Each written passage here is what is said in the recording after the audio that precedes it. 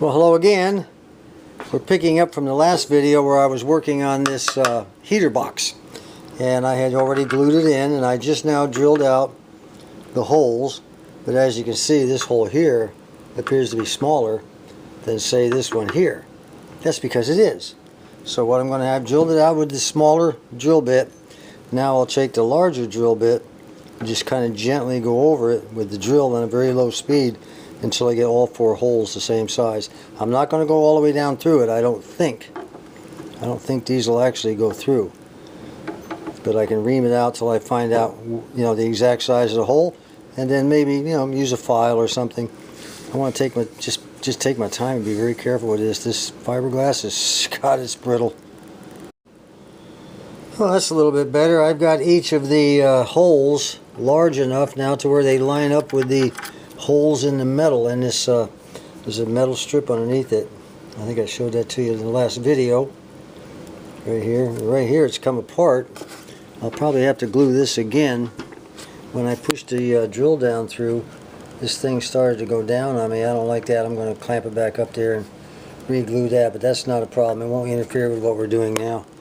So all the holes line up with the metal holes underneath. You got to do that, because if you try to put it up in there and the top hole is large enough but it's not lined up with the one on the bottom, the bolt that's coming through the firewall won't go through.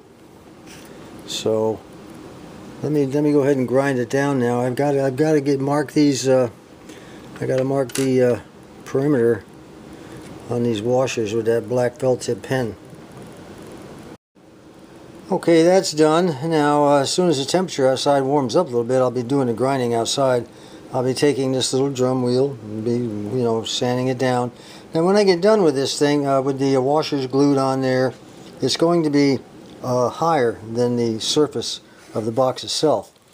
And when we press it against the firewall, air could come down, between here, between that little space. But don't worry about it. I have some sealer. It's ribbon sealer. I can put it between each one of these, and that way when I press this thing against that firewall and the bolts come through and the nuts tighten it down, it'll compress the sealer and it'll seal it up. Piece of cake. Well, each one's been ground down nice and flat. I haven't glued the washers on yet, but we'll be doing it just like that. I got them as about the same level as I could. Now this one over here was up in the air. I didn't want to grind it. I patched it, but I didn't want to grind it down to where I was going into the fiberglass. So, I'll just put a little extra thickness on the, or a little less thickness rather, on the sealer. But the rest are about at the same level.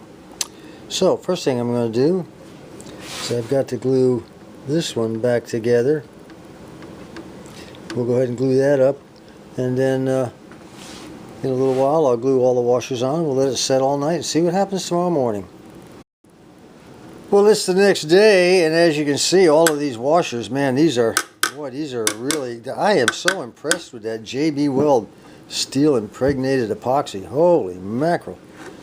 The one thing for those of you who have never used this sort of thing, anytime you glue any sort of metal with it, make sure you try to sand the underside, rough it up.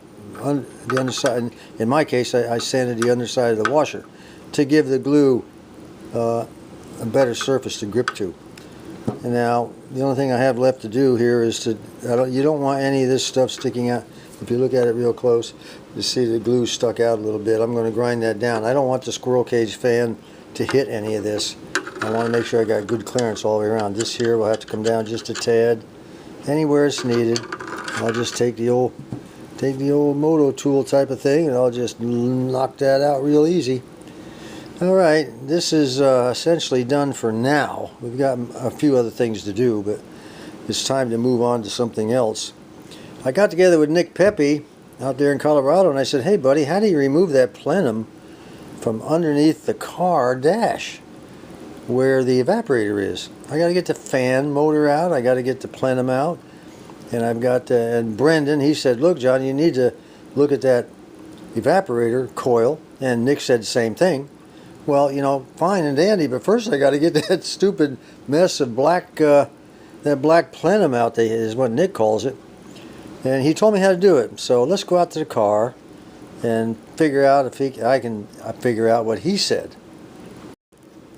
tell you what, before we do that, let's take some of this liquid tape and get this on here too, and I'm going to put it right over the top of the washers, because it'll keep those from rusting. I hope once they get up underneath the dash there, they could start rusting just like all this other crap was. You may never do it once I get it all fixed, but you never know. I'm going to put that stuff on there. I'm going to let it dry, put a little bit more on all the way around.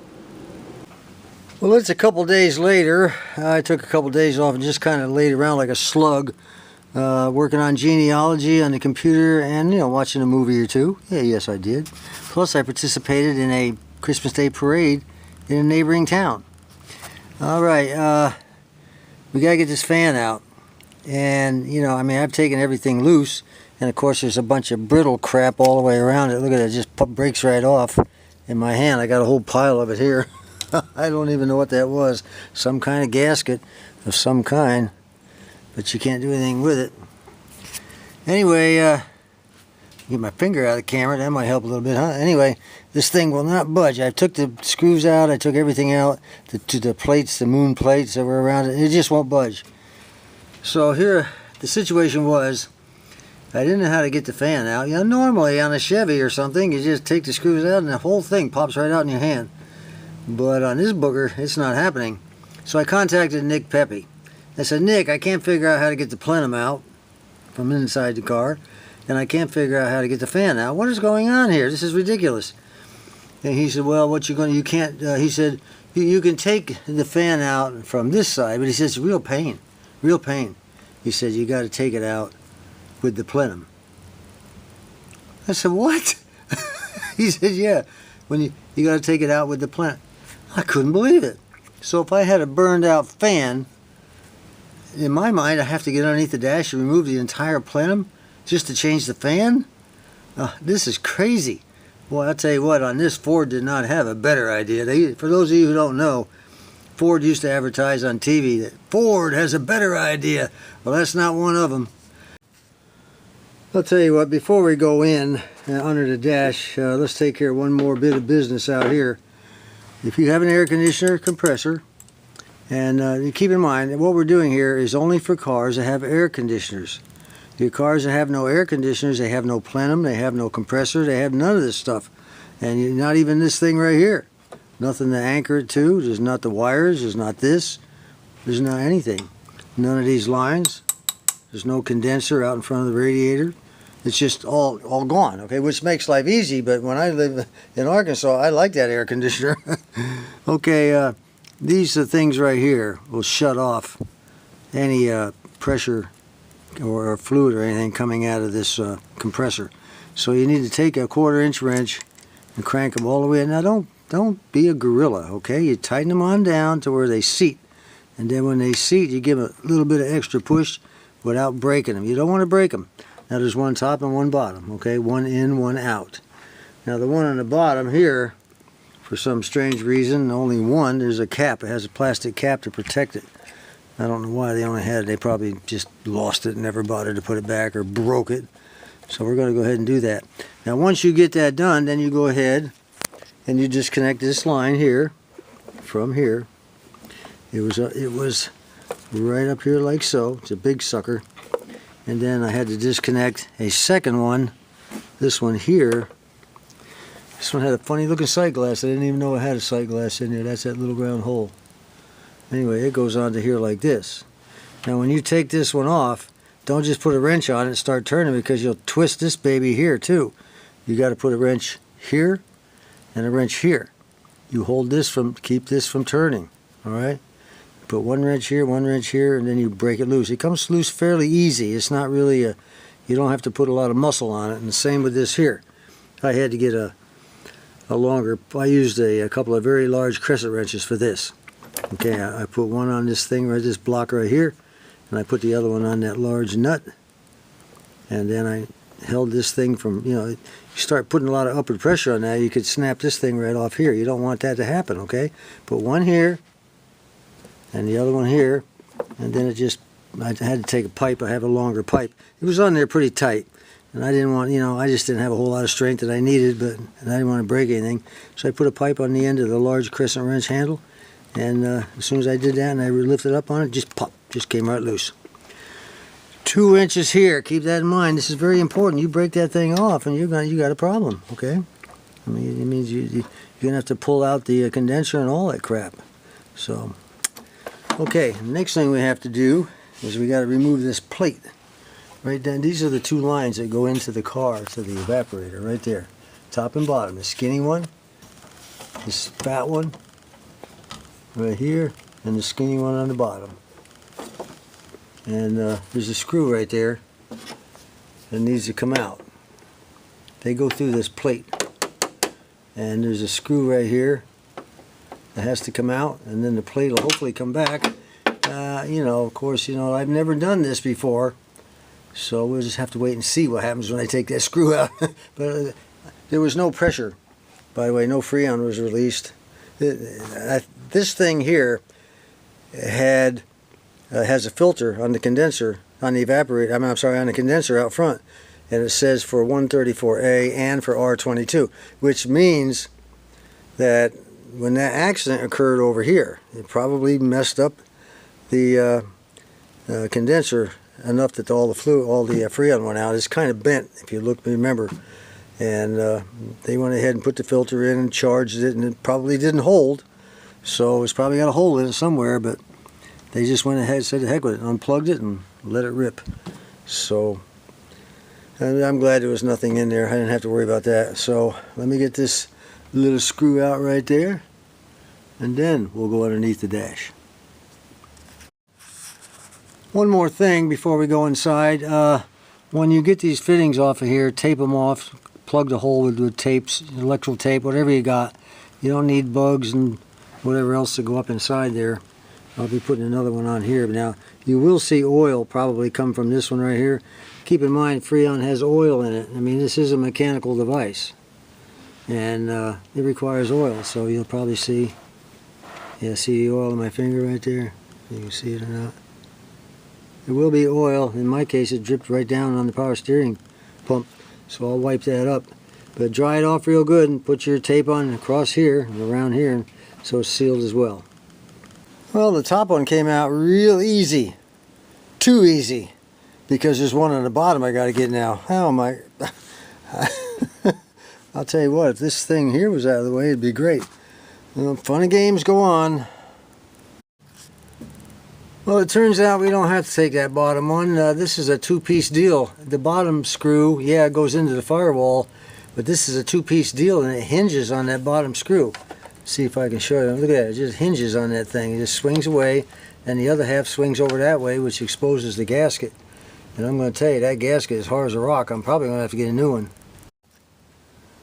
Well, that was no easy chore getting it out. Holy mackerel. The top part fell down underneath the car somewhere. We'll never see that again. Let me show you what we're dealing with now. Okay, there's the hole in the firewall that the gasket's sealed. Those 2 half-moon metal pieces are still hanging by that screw. And the hole is certainly large enough to get this through. I hope. I'm not sure if it is or not. It looks like, I guess I have to kind of twist it around somehow. Probably have to take it out vertically. I think that'll be big enough. Alright, now we can go back inside the car. And if it becomes too much of a chore, I'm just going to call it a day because I'm already pooped. Well, I'll tell you what, guys. I think I have been under a misconception. I was under the impression that this entire thing here had to come out to expose that evaporator. And it really didn't make sense to me because there's no separation here. This is all welded together. And then I got looking at it a little more closely, and I see, you see those screws down there? One right here. Let's see, get down. Let me get down. Let me get this light repositioned here so you can see what's going on. See that screw at the bottom down there? Right here. Follow up, and there's another one there. And there's another one, I think, behind this vacuum motor. And then there's some across the top, right there, behind that loop right there. And then there's some along the bottom. Several along the bottom. See it? Down in there. A couple. The screws go all the way around this thing. So I'm thinking that instead of this entire box coming out, all I gotta do is take out this part right here. So this would be the plenum, okay? Not the entire box. So once I get those screws out and move everything out of the way, it should come right out and expose the evaporator. Then I can pull that evaporator on out and pull those lines through the hole in the firewall that are out in the engine compartment. So what do? Well, I don't know if I'm right. So what do you do if you don't know you're right? You stop. You have to stop. And then you get, that's, if you don't stop, that's when you start screwing things up. You talk to somebody that does know. So I'm going to get a hold of, well actually I'm not going to get a hold of him. I'm going to go ahead and upload this video and then he'll see. I'm going to send him an email and tell him to watch it. And I'm going to ask him if I'm right about all these screws coming out. And then just this portion right here comes out and exposes the evaporator. If he says go for it, then I know what I'm doing. I'm going to come in and that's exactly what I'm going to do in the next video. I'm going to go for it. Now the next video, whether it's long, short, in between, it'll be the last video until after the first of the year. Christmas is coming up. I want to concentrate solely on it. I've got gifts to wrap, a tree to put up, and I just want to lay around like a slug some more. I'm kind of tired. It's been a long year, Give you guys a break too. Christmas is on the way. So let me get together with him, and hopefully in the next couple of days I'll be able to get this thing out and we can call it quits for the year. So until next time, this is John. It's beginning to look a lot like Christmas everywhere you go. Take a look in the 5 and 10, glistening once again, with candy canes and silver lanes aglow.